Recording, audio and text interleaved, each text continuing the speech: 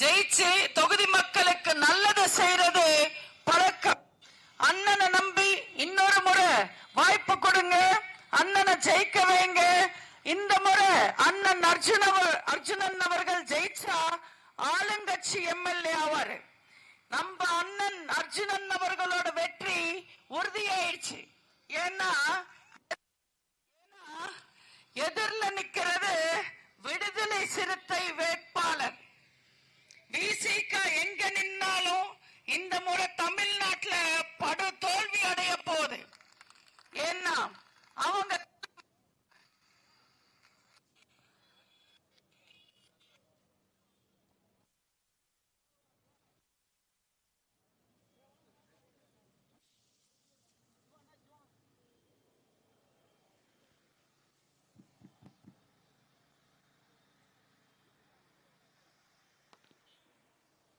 தமிழ்நாட்டுல எங்க விடுதலை சிறுத்தை போட்டி போட்டாலும் படு தோல்வி அடைய போகுது.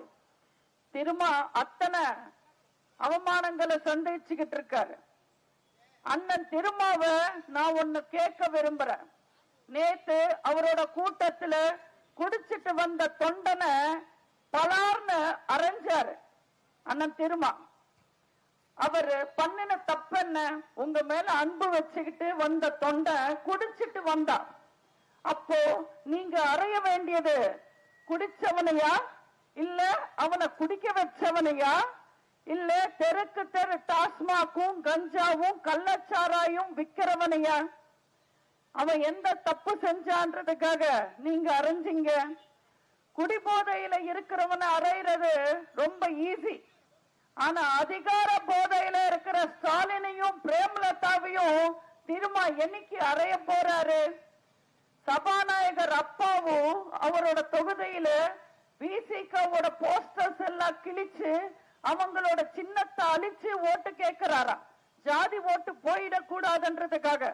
அப்போ அந்த அப்பாவுவ நீங்க என்னைக்கு அறைய போறீங்க? வேட்பாளர் அறிமுக கூட்டத்துல உனக்கு வெறும் 8 சீட்டு, எனக்கு 10 சீட்டுன்னு திமுறா உட்கார்ந்துகிட்டு இருந்து பேர் சொல்லும் போது எழுந்து நிக்காத பிரேமலதாவ என்னைக்கு நீங்க அறிய போறீங்க? ஒரு போன் கால்லயே உங்களை பயம்படுத்தி போட்டியிடாம வாபஸ் வாங்க வச்சவங்களை நீங்க இன்னைக்கு அறைய போறீங்க? திருமால இன்னைக்கு தமிழ்நாட்டுல அரசியல் பண்றாரா இல்ல அடிமையா வாழ்றாரான்றது உங்க எல்லாருக்கும் தெரியும். திமுகவை பொறுத்த வரைக்கும் திருமாவை எப்படி நடத்துறாங்கன்னு தெரியுமா? பரோட்டாக்கு சைட் டிஷ் குருமா, திமுக கூட்டணிக்கு சைட் டிஷ் திருமா. அந்த அளவுக்கு தான் அவரை நடத்துறாங்க. குப்புற விழுந்தாலும் மண் ஓட்டலான்ற மாதிரி வீராப்பா நடந்துகிட்டு வசனம் பேசுறாரு திருமா. ஏன் இந்த அடிமைத்தனம் கேட்டா இடதுசாரி, வடதுசாரி, வாயல் சாரி, காட்டன் சாரின்னு 1000 காரணம் சொல்லுவாரு. அவர் கட்சி ஆரம்பிச்சப்போ ஒரு சிங்கம் மாதிரி தான் இருந்தாரு. நம்ம அம்மா கூட எவ்வளவோ மரியாதை கொடுத்தாங்க. ஆனா இன்னைக்கு ஒரு கூட்டணி கொத்தடிமையா மாறிட்டாங்க. நாங்குநேரி, வேங்கை வயல், மானாமதுரை, கள்ளக்குறிச்சின்னு எங்க அவங்க இன மக்கள் அடிபட்டு செத்தாலும் குடிச்சிட்டு செத்தாலும் திரும்பி கூட பார்க்காம போராட்டம் கூட நடத்தாம இருக்காரு. அவர் சுயநலத்துக்காகவே வளைஞ்சு நிக்கிறாரு. ஒரு வில்லு வளைஞ்சா அம்பு ரொம்ப தூரத்துக்கு போகும், வேகமா போகும்.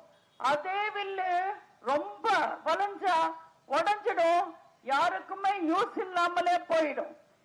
திருமா மட்டும் அசிங்கப்படல, தமிழ்நாட்டுல அவங்களோட மொத்த இனத்தையும் அசிங்கப்பட வைக்கிறாரு. அவங்களை குனிஞ்சு வாழ வைக்கிறாரு.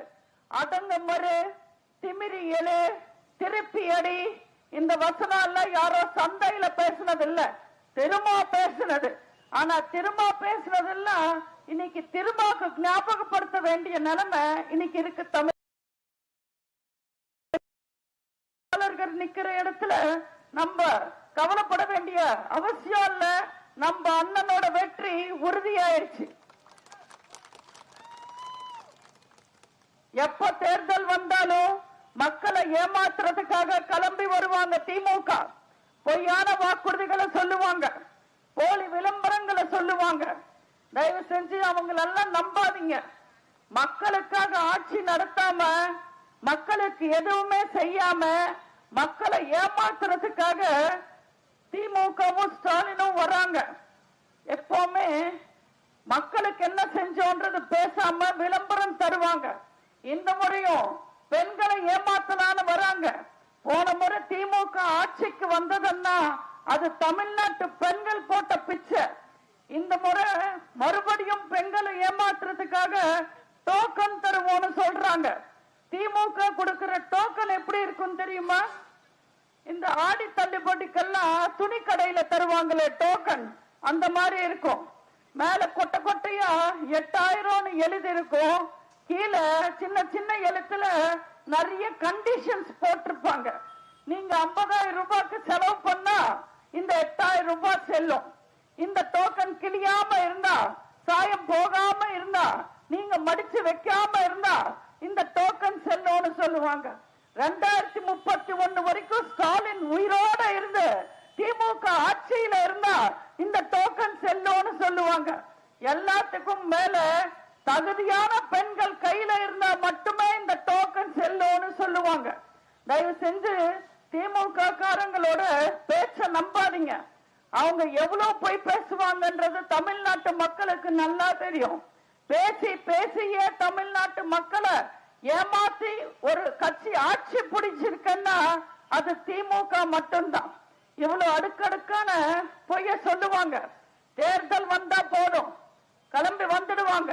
அப்பாவும் வருவாரு, பையனும் வருவாரு. இந்த உருட்டு உதயநிதி வந்து நாங்க நீட்டை ரத்து பண்ணுவோம், விவசாய கடன் ரத்து பண்ணுவோம், காலை கடன் கூட ரத்து பண்ணுவோம்னு சொல்லுவாங்க. ஆனா கடன் எல்லாம் ரத்து பண்ண மாட்டாங்க. ஆட்சிக்கு வந்ததுக்கு அப்புறம் கொடுத்த வாக்குறுதி எல்லாமே ரத்து பண்ணுவாங்க. நீங்க அண்ணனுக்கு ஓட்டு போடுங்க, அதிமுகவுக்கு ஓட்டு போடுங்க, ரெட்டேலுக்கு ஓட்டு போடுங்க. இந்த முறை அதிமுக தான் ஆட்சிக்கு வருது. அதிமுக ஆட்சிக்கு வந்த உடனே நாங்க திமுகவை தள்ளுபடி செய்வோம். நீங்க எல்லாரும் நிம்மதியா இருக்கலாம். நம்ம அண்ணன் எடப்பாடியார் அவர்கள் எத்தனையோ நல்ல திட்டங்களை கொண்டு வந்திருக்காரு.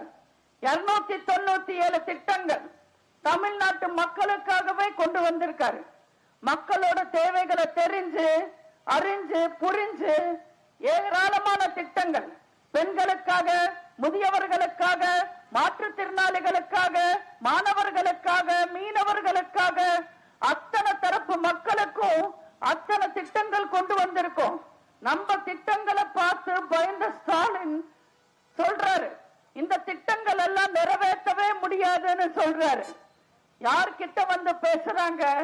மக்களால் நான், மக்களுக்காகவே நான் ஆட்சி பண்ண அம்மாவோட அதிமுக இது. கொடுத்த வாக்குறுதிகள் அத்தனையும் நிறைவேற்றி காமிச்ச அதிமுக இது. தாலிக்கு தங்கம் திட்டமா இருக்கட்டும், மாணவர்களுக்கு மடிக்கணினி திட்டமா இருக்கட்டும், தொட்டில் குழந்தை திட்டமா இருக்கட்டும், இலவச மின்சார திட்டமா இருக்கட்டும், நாங்க சொன்ன அத்தனை திட்டங்களையும் நிறைவேற்றி காமிச்சோம். திமுகவால யோசிச்சு கூட பார்க்க முடியாத திட்டங்கள் அதிமுக நிறைவேற்றி காமிச்சிருக்கு. இந்த முறை மக்களுக்காக ஏராளமான திட்டங்கள், தாய்மார்களுக்காக சிறப்பு திட்டங்கள், விலையில்லா கேஸ் திட்டம், வருஷத்துக்கு 3 சிலிண்டர் உங்க வீடு தேடி வரும், அம்மா இல்லம் திட்டம், வீடு இல்லாத ஏழைகளுக்கு அரசாங்கமே இடம் கொடுத்து அந்த இடத்துல வீடும் கட்டி தரும். கிராமத்துல 100 நாள் வேலை திட்டத்தை 150 நாளாக உயர்த்தி தரப்படும். வேலை இல்லாத மாணவர்கள் தவறான வழியில போயிடக்கூடாதுன்றதுக்காக கல்லூரி முடிச்சு வேலைக்காக காத்திருக்கிற மாணவர்களுக்கு மாசம் 2000, +2 முடிச்சு வேலைக்காக காத்திருக்கிற மாணவர்களுக்கு 1000 ரூபாயும் வழங்கப்படும்.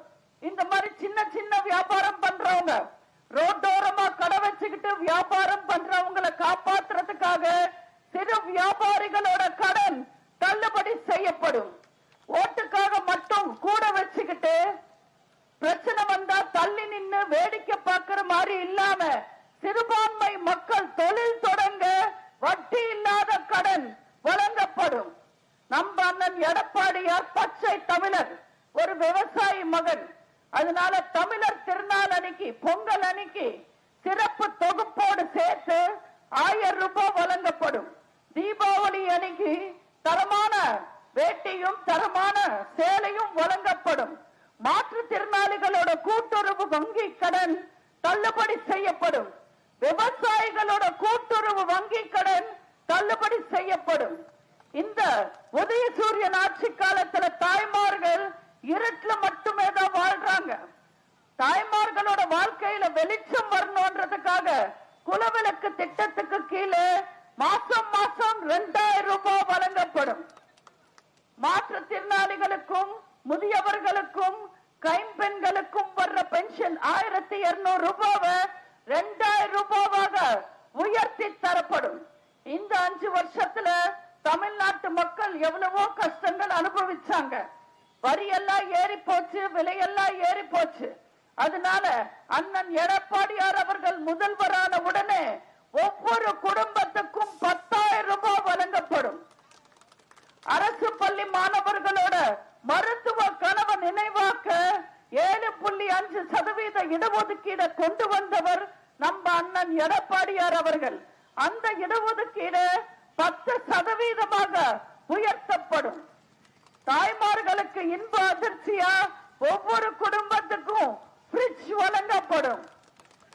பெண்கள் பாதுகாப்புக்காக, பெண்கள் வளர்ச்சிக்காக 5 லட்சம் ஸ்கூட்டர் வழங்கப்படும். ஒவ்வொரு ஸ்கூட்டருக்கும் 25,000 ரூபாய் மானியம் வழங்கப்படும். தமிழ்நாட்டு மக்களை காப்பாற்றுறதுக்காக, தமிழ்நாட்டு மக்களுக்கான திட்டங்களை தீட்டி நாங்க தேர்தலை சந்திக்கிறோம்.